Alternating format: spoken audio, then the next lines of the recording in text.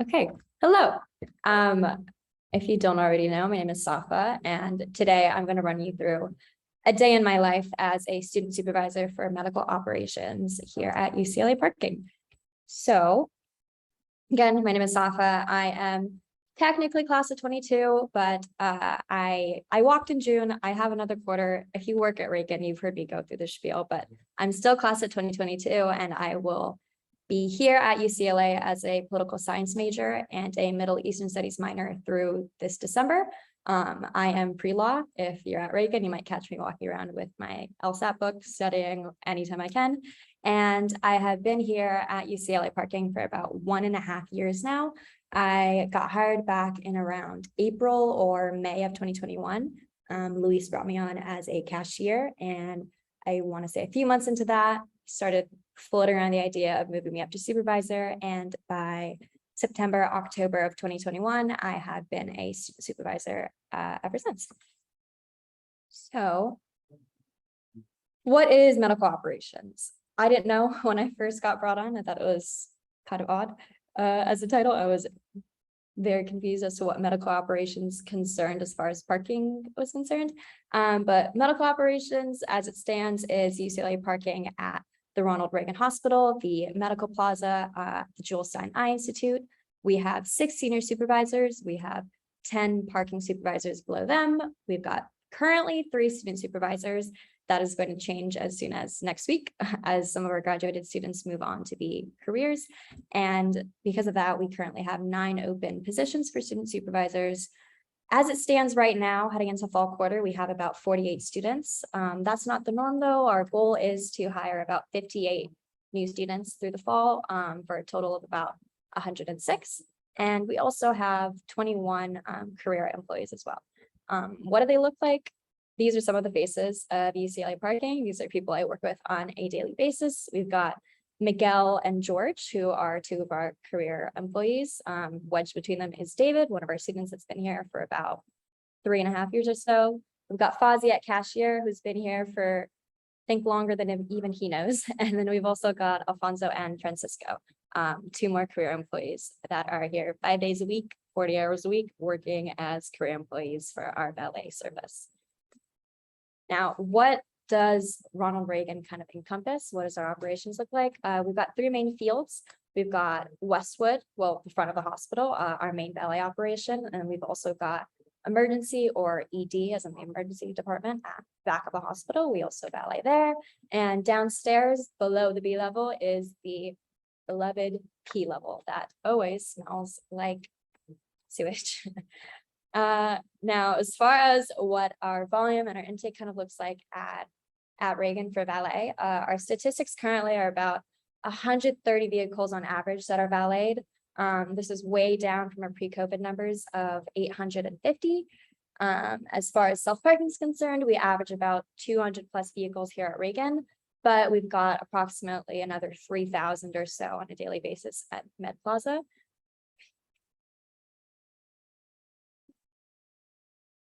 So my day here typically starts at 6 a.m. I work a pretty standard 6 a.m. to 2:30 shift. So first thing in the morning, I come in, I will usually look at the Westwood or ED valet stands, see if we need any supplies. So if we need gloves, if we need hand sanitizer, disinfectant wipes, seat covers, all the likes.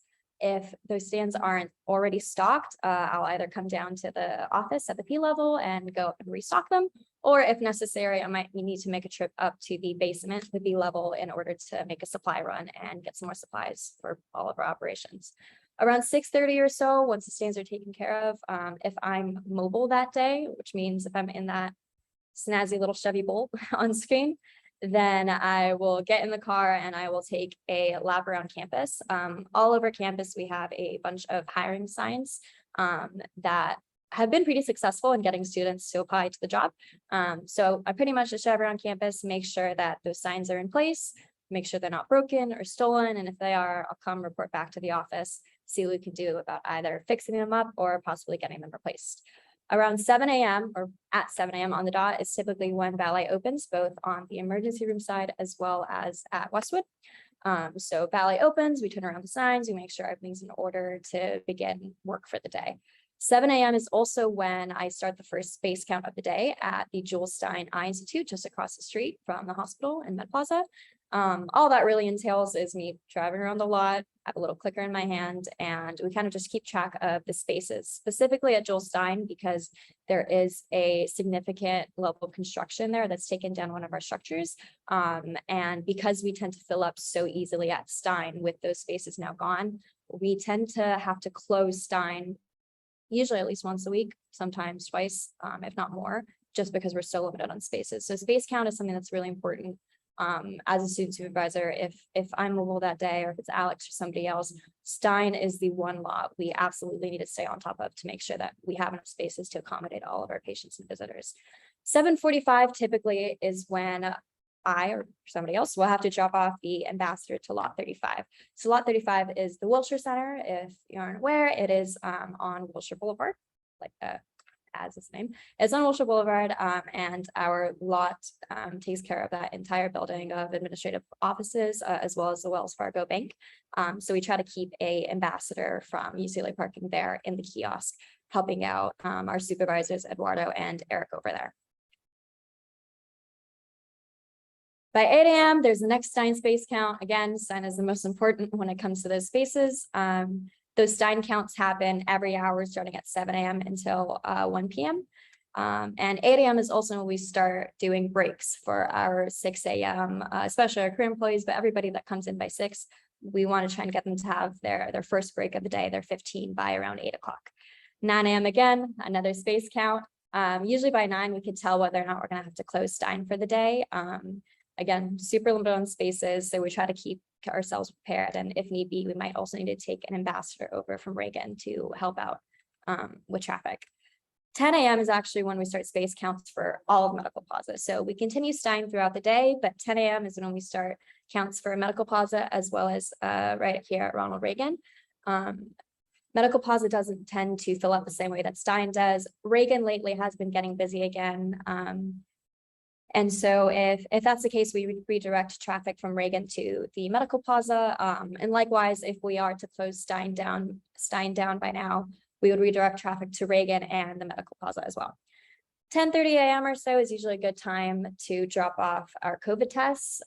We no longer have our mandatory weekly testing policy, but a lot of us still tend to opt into testing. And I believe it's either the first pickup or one of the last pickups for those tests is at around 11 a.m. So 10:30 is a nice little sweet spot. This is also a good time typically to come over here to base and pick up some more COVID tests if we don't have enough back at Reagan. 10:30 on Thursdays and Fridays as well is around the time that I myself or another student supervisor would take our ambassador over to lot 38. Lot 38 is the Hammer Museum. We staff ambassadors there on Thursdays and Fridays, typically for events, or just generally because Thursdays and Fridays tend to be busier days for people visiting the museum. By 11 a.m., we're still doing space counts every hour on the hour until about 1 o'clock. We're doing space counts. 11 a.m. is usually around the time that our 6 a.m. Career employees and other students as well will want to start taking lunch breaks. So as a student supervisor, it's pretty important for me to make sure I am mobile on my feet, making sure emergencies taken care of, what's taken care of, P level. We want to make sure we're starting our breaks on time. We typically go one by one, so we want to make sure one person's break isn't cutting to the others, and we want to make sure no matter what, we have coverage everywhere and we don't want to be short. By 12, again, another space count, and hopefully my lunch break, I'll usually take it between 12 and 1, hopefully 12:30, 1 o'clock again, another space count. Typically during the year, I'd say this is more common than this summer, we might do a little lot 35 switcheroo. The lot 35 needs to be staffed from 7:45 in the morning till 5:30. Just because that happens to be when that specific building is in operation and it closes down. It can be hard to have students staff in that position from 7:45 in the morning to 5:30. And so around 12:30, 1 o'clock or so, sometimes we'll have a split shift where a student will come in for the morning shift until about 12 to 1, and then somebody else will come in and take over until close at 5:30. And so if I'm a student supervisor that's mobile for the day, I need to make sure I stay on top of that swap, as well as getting that space count in. 1 o'clock can be a pretty hectic time for me. especially during the school year, because I want to make sure I get that ambassador out of there and back to Reagan, because a lot of the time people will have class right after their shift. So during the school year, that hour from 12 to 1 can be pretty hectic. Thankfully, this summer, people have been able to take over that shift for the entirety, or at least later into the day.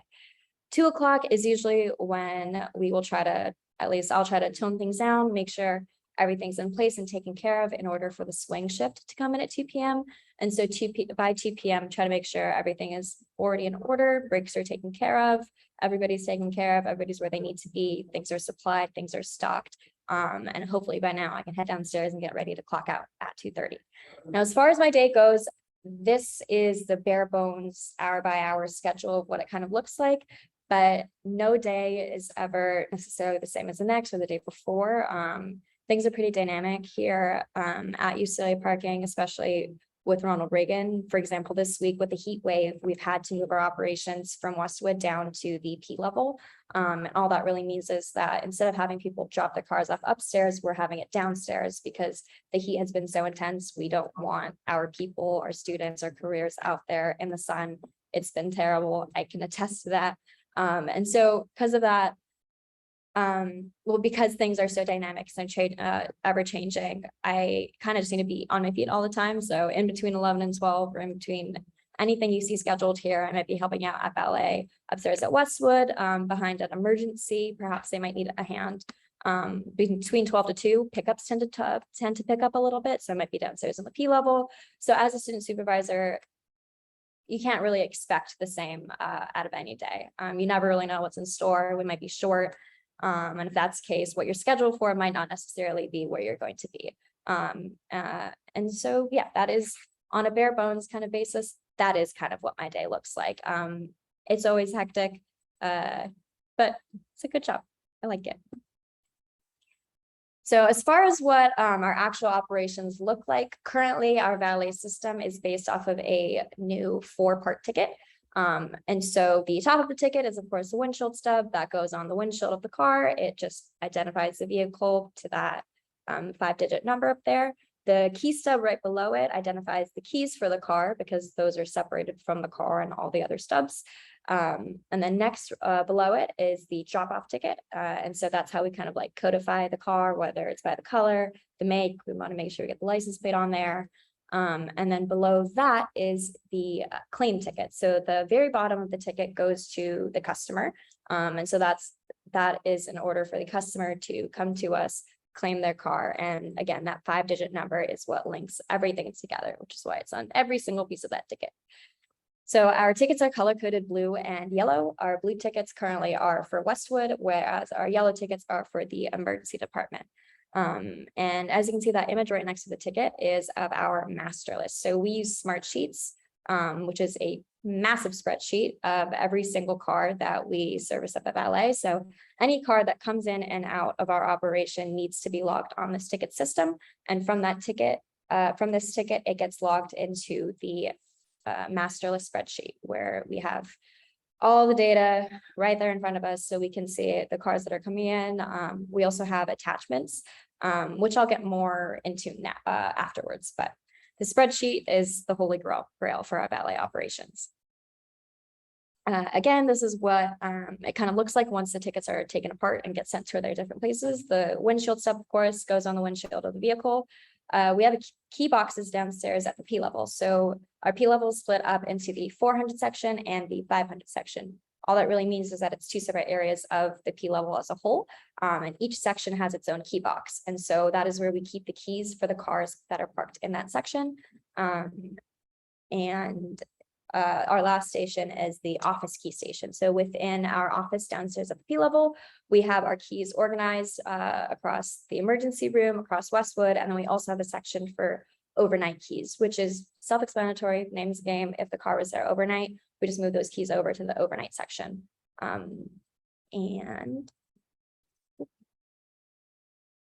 So Westwood is our main valet operation. I know a few years ago, tended to account for about 80% or so of our traffic. I'm not sure if that proportion is still holds true today, but it definitely still is the majority of our valet operation. We get the most traffic in at Westwood. It's one of the hospitals, so it makes sense. But as far as the roles at Westwood are concerned, we have 3 main roles for all of our attendants at Westwood. This also applies to ED. We have a ticket attendant. Our ticket attendant will greet visitors.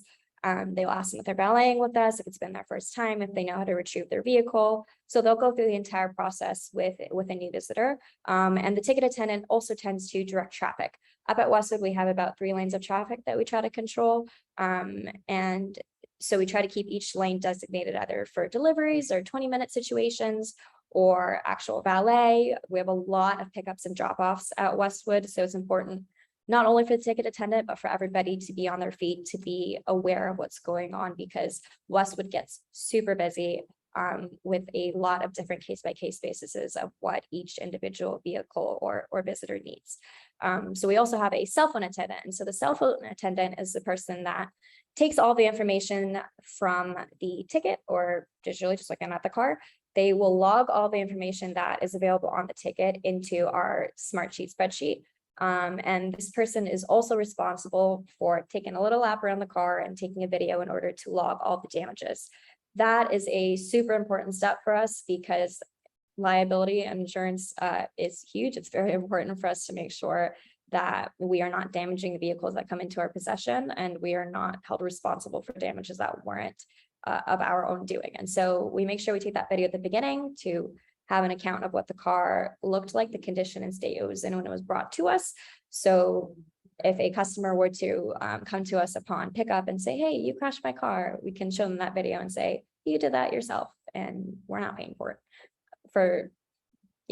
And so we also have drivers. So drivers are, of course, super important. They are the people that take the car down into the lot, they park it, they come back upstairs, do it all over again. And we try to have a handful of drivers at all times. Worst case scenario, we have 1 ticket attendant, we have 1 cell phone attendant and 1 driver. Not ideal for Westwood, but that is the bare bones necessities for what we need to make valet operate both at Westwood and AED. I mentioned the 20-minute grace period earlier. Both at Westwood and at the emergency room, our policy is to allow people to have the car upstairs, hopefully not unattended, but if it must be unattended, or the customer in the car for about 20 minutes or so. This is pretty common for people coming to go down to the pharmacy. We have a lot of food deliveries, other medical deliveries. And so for every vehicle that comes in for that 20-minute grace period, if the vehicle is going to be unattended, it's really important that we collect the keys for that car. Like I said earlier, Westwood gets very, very busy. And so we collect those keys in order to move the cars around if need be. Not everybody is mindful of pulling up and in all the way and making sure they're not in a inconvenient location when they pull up into our driveway. And so we collect all the keys. We keep track of all the cars that come in to make sure that they're not violating that 20-minute grace period. We try to be as lenient and compassionate as possible, but unfortunately, if people take advantage of that 20-minute grace period, we do go ahead and make the call to valet those cars. If they stay there, say, for an hour, 45 minutes, people do tend to either, not to say everybody takes advantage of it, sometimes people do, but it is a hospital, things are changing. You never necessarily know what's going to happen with a patient if they're not being discharged right away. So we try to be compassionate, but it will come down to my call or another supervisor's call to say, hey, it's been too long. Let's valet that car, take it downstairs, get it out of the way. So similarly at emergency, we have the same 3 main roles of the ticket attendant, the cell phone attendant, as well as drivers. ED, though, is a little bit different just because the space that we're given is smaller, it's more compact, and we also have to deal with the portico. So the portico is what we're looking at right here in this picture. There's about 10 parking spaces. They are meant to be reserved for emergency room patients, drop-offs, et cetera, et cetera. We try to keep it as clear and clean as possible. We almost always have to have 1 spot reserved for that gray security van in the back, but otherwise we have about 9 spots at our disposal. ED is very important for us to keep track of this 20-minute grace period. And so we tend to write down, or we are meant to write down every single vehicle that comes in and parks in those spaces. ED, we try to be a little bit more strict about taking those cars down because again, we have less space. But again, it is the emergency room. This is a hospital. Everybody's situation is dynamic and changing. So especially for, say, if you're somebody that drove themselves into the emergency room, chances are you're not going to know what's up with your situation in 20 minutes to be able to take your car down. So case by case basis, again, a lot of times, let's say if somebody's bringing in a little baby, it's a mother and her baby, or somebody's driving themselves into the emergency room, we might make the decision to keep that car there either for the time being, couple hours, or just keep it there until the driver can come back and take care of the situation themselves. So as far as payment is concerned, we have 3 options here at Medical Operations. We have pay stations, which accept exact change, only exact change, as well as credit cards and debit cards. Fozzie does it all with credit cards, debit cards, Apple Pay in the cashier booth. And then we also have our exit gates, which accept, again, debit and credit card. As a student supervisor, it was important for me to get training in all 3 of these kind of areas. I guess the pay station and the exit gates kind of go together because we use a ski data system that is the same across all of our pay stations and exit gates. And so when I first came on as a student supervisor, Luis was pretty on it with making sure I was trained in being able to open all these machines up, restart them, deal with a ticket jam, deal with a cash jam in the case of the pay station. And of course I started as a cashier, so I didn't need to do my additional training as a cashier, but as a student supervisor, it's really important to be able to step in to fit any role that we offer. So sometimes over the summer, we haven't necessarily always had a cashier besides Fozzie. Students have been short, students have been on vacation, and so it might be important for me to step in, either cover Fozzie's lunch, or if I hear the phone going off again and again, I'll step in, whether it's in the office or with Fozzie, and help answer those calls in the cashier. So our P level is down again. It's where we mainly operate besides Westwood and ED. The 400s in particular is what we're looking at here, and it's where we bring the bulk of our cars. So when we open up at 7 in the morning, we are taking cars down to 400s. Currently, we more or less have only really been double stacking. So that's to say, we'll park 1 row of cars, park another row in front of them. But we are no stranger to triple stacking cars if need be. We do have our busier days, but we also have the 500 section, which is just behind it, closer to the office, but that fills up just as quick, if not quicker, since we have less spaces available there. The 400s and the 500s, again, both have key boxes. And so it's important for our attendants to be sitting in front of those key boxes, taking care of every vehicle that we valet down there to ensure that we have the keys are accounted for, we have the number, everything's labeled to make sure we're not losing track. And also for safety reasons, these are people's vehicles we're dealing with. The keys are there in that box, and the box stays unlocked while we're in operation. So it's always important for us to have people downstairs at the P level manning both the 400s and the 500s to make sure that everything is in order. Now, the valet office is also on the P level. As you can see in this picture, we have Johnny and Luis, 2 of our senior supervisors, as well as Chris, one of our new hire supervisors. P level office, the valet office, is where I also spend a significant amount of time. I've been really lucky in that I've been getting trained in some of the more administrative aspects of the job. So now as a student supervisor, I know how to process refunds. I can look through all of our transactions to make sure that if a customer claims they paid, they really did pay. I can answer calls for the cashier through the valet office, and scheduling also happens here. The valet office really is the factory behind, or the administrative factory behind everything that we do, both at valet and all of our other lots. So the valet office is near and dear to my heart as a little supervisor. And for the time being, as far as my presentation is concerned, that's all I have. I'm sure I missed things and probably skipped over a lot. But if you have any questions, now is when I would love to take them.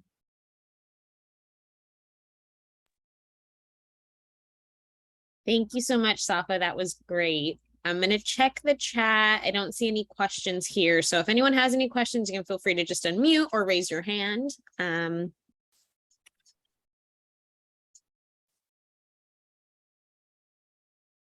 give it a few minutes, but if there's no questions, then that's also good too. It means you covered everything.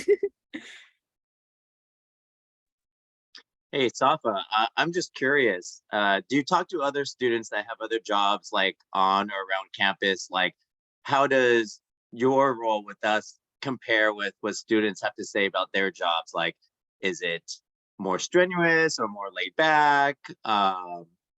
Things like that, the coworkers, things like that.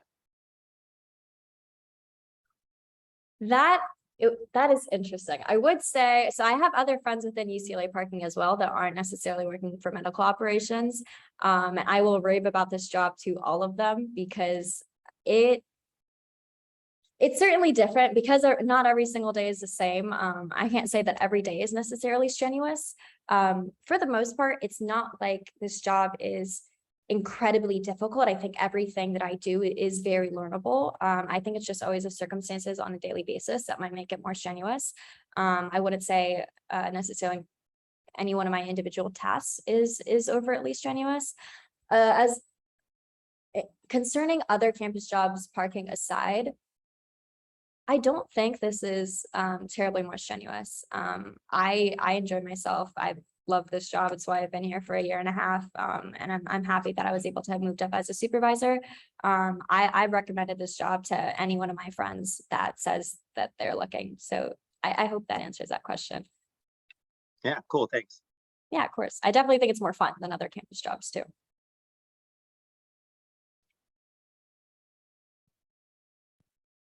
Any other questions from anybody that we have in the room? Yes, I see someone raising their hand. You have an acronym, so apologies. I don't know who you are, but please unmute and ask your question.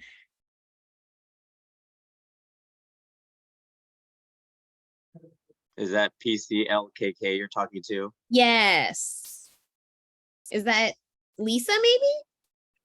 If it is, whoever it is. Lisa Corbling, LKK, perhaps? We can't hear you, whoever you are, if you are talking. You're muted still, it looks like.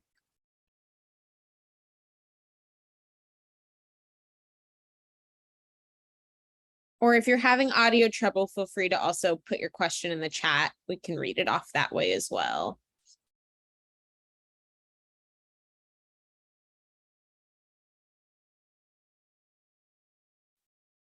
Okay. Yes. Question is that how does this role fit into your long-term career plans? So Safa? Ooh, okay. So right off the bat, I'd say to anybody that doesn't know what I deal with on a daily basis, it doesn't seem like this would fit into my long-term career path. I am trying to be a lawyer.